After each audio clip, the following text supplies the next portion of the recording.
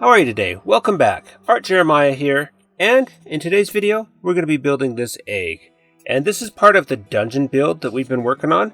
I asked you guys what was in the storage room, and what got voted on the most was an egg that's ready to hatch something vile. And stay tuned until the end of the video so we can figure out what's inside this egg. This is a styrofoam egg. If you're following along, you can pick these up at your local hobby supply store. Or, if you want to help support the channel, you can purchase them from my Amazon links in the description. That seriously helps out the channel, so I'll appreciate it if you do that one. First things first, we're going to be covering the egg in spackling compound, aka wall filler. I just use my fingers to spread it around and cover the entire egg. I also use a bamboo skewer so I can handle the egg a little bit better. Then I use some water and a brush and smooth out the filler while everything is still wet. And I attach the skewer to a spare piece of foam and leave it to dry. I came back an hour or so later and the filler was completely dry. I just use a sanding sponge to get a slightly smooth surface. And I do quite a bit of sanding, but not too much because eggs are not really completely smooth. They usually have some sort of pitting or indentations all over the egg, so that's the look I kind of want in the end. And then I proceed to paint the egg a warm red color. I'm specifically using golden soft body acrylic paint for this part because I really like the quality and the vibrancy of the paint. I was a bit time strapped because I really wanted to get this video out, so I used my blow dryer to help speed up the drying process. I then do a thick layer of gloss paint. The idea here is to make the surface less adhesive because we're going to be doing a layer of crackle paint in the next stage. And of course, I drop the egg while it's still wet.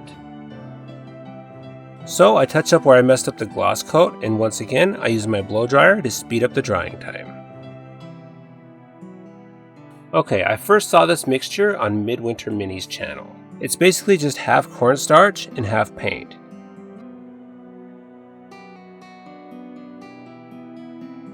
It makes a sort of crackle effect that mimics cracked earth on bases. So I wanted to try the mixture on something larger, hoping it would make a cracked eggshell look. I just goop the mixture all over the egg. I apply it nice and thick in some spots and thinner in other spots. The thick spots should crack more, but we'll see where we end up there. Now the egg is getting heavy, so to prevent me from dropping it off the edge of my desk again, I tape the foam block down with some masking tape. That should keep it in place. And we got a nice goopy looking black egg. It honestly kind of gives me alien vibes at this point in the process. I had quite a bit of the mixture left over, so I made sure to save some for another time. And when I came back the next day, this is what we had. So it definitely cracked in spots, but it also bubbled in spots. I didn't really like that, but I could still work with it. And unfortunately, none of the red is showing through, so that was all just a wasted step. Which, that's okay. Trial and error. Now I'm going to use this file to carve some larger cracks into the egg.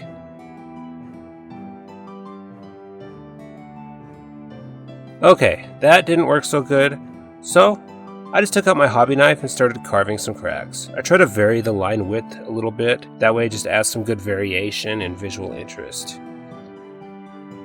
And then I waste my time painting the entire egg white. I really should have just saved myself some hassle and painted just the cracked areas.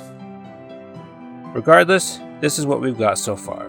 Stay tuned because things are going to get a lot better from here on out. I overbrushed all the cracks with some black paint, as well as cover the backs of the egg with the same black paint. The surface of the egg was a little too uneven, so the overbrushing didn't work as well as I wanted it to, so I had to touch up the cracks a little with some more white paint. It takes a minute to do this, but the end result is worth it. I then take a piece of small sponge and I add some gray texture to the egg. This gives the shell a spotted look. Then, blow dry. I clip off the bamboo skewer and cover the wound with some black paint and some stippling with the sponge. As I blow dry the spot, I see that it covered the spot well enough. One note about blow drying your build. Heat speeds up the drying time, but it can also cause bubbling if you get too close and you get it too hot. So just move around the blow dryer a lot and don't get it too close to your build. I mix some warm red paint, water, and flow improver together in my airbrush and slowly apply the paint to the white cracks. After about 3 layers, I started to get the glowing effect I was aiming for. This is really looking good now. If you're enjoying what you're seeing, then don't forget to like this video. Not only does that make me happy, but it shows the sacred algorithm that this video is worth watching. I thought about finishing the build here, but I really wanted to add some glowing runes to the build. I had the idea that the runes were a sort of prison, forever keeping the vile creature that's inside at bay. So, in my preliminary sketch, I had the runes written directly on the egg. But while thinking about it more while I was building this, I decided I wanted some sort of shoddily bound metal that's inscribed with runes. So I start off by cutting strips of craft foam and painting them black. These are going to be our bands of metal. Then I hot glue the strips to the egg. The craft foam has a bit of stretch to it, so I was able to get the bands wrapped around the egg just the way I had imagined. I then add a round fastener made out of the same craft foam and add another coat of black paint. This is more to hide the seam than anything else, but it also adds a little bit of a decorative element to the band of metal. Then I adorn the metal with these round pieces of chipboard.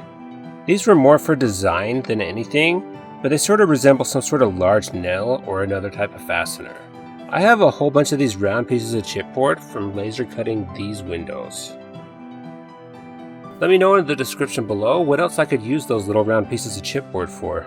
Now I paint the metal with some Deco Art Extreme Sheen metallic paint, specifically champagne gold and antique bronze. Just to give everything a more rustic look, I do a few coats of each color until I'm satisfied with the modeling and the metal look of the bands. Then I start inscribing the metal bands with some white writing. This is not any sort of script that I know of, just some random characters that look sort of like writing. Then I sort of crispen up all the writing with some black line work. This just makes this symbol stand out a little bit more. And I forgot to film this part of the build. Regardless, it's the same concept as the red glow of the egg. The turquoise was just a little bit too opaque, so I go back over all the symbols with some white line work. And this is what we ended up with.